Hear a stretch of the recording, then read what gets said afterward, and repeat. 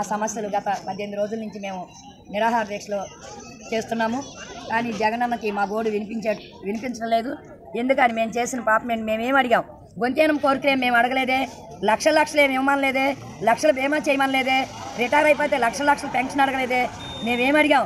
కనీస వేతనం ఇవ్వమన్నాం సుప్రీంకోర్టుకు అనుగుణంగా. వెనకాల ఉన్న మంత్రివర్గానికి ఈ 11,500తో గడుస్తుందేమో అడుగు జగనన్న. కనుక్కో జగనన్న, ఒకసారి కళ్ళు విప్పు, అంగన్వాడీ గోడు విను, మా మొర విని మా సమస్యలు పరిష్కరించాలని ప్రభుత్వానికి విన్నవించుకుంటున్నాము. గ్యాసు నువ్వు ఇచ్చే గ్యాస్ ఇంతవరకు గత ప్రభుత్వం గ్యాస్ సిలిండర్ వాళ్ళే సప్లై చేసేవాళ్ళు.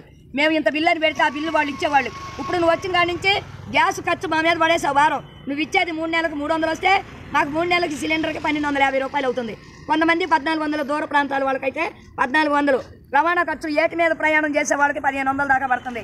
ఈ ఖర్చులు ఎక్కడి నుంచి భరాయిస్తాం మేము? మా జీతం ఎంత? కూరగాయల ఖర్చులు ఎంత పెరుగుతున్నాయి? నువ్వు ఇచ్చే అరకొరకు జీతాలతో మేము కూరగాయలే కొనాలా? గ్యాస్ సిలిండర్లే తెచ్చుకోవాలా? ఈ అంగన్వాడీ ఎలా నడపాలని మేము ప్రభుత్వాన్ని ఖండిస్తున్నాం. మేమేం అడగట్లేదు. 26 కనీస వేతనం 26,000 ఇవ్వమని అడుగుతున్నాం. గ్రాడ్యుయేటీ ఇది కూడా సుప్రీంకోర్టు అనుగుణంగానే మేము అడుగుతున్నాం. సుప్రీంకోర్టు తీర్పు ప్రకారమే మా అంగన్వాడీ కార్యకర్తలు న్యాయం చేయాలి.